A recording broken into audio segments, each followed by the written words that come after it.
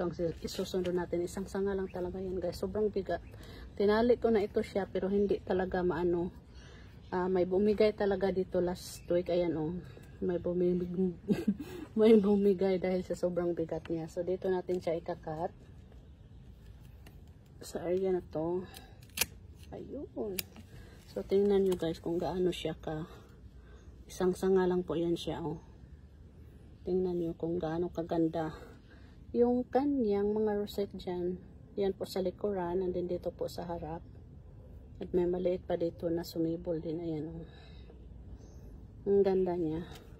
So isa ito sa pinangarap ko talaga na maparami ko kasi ano lang ito sa akin.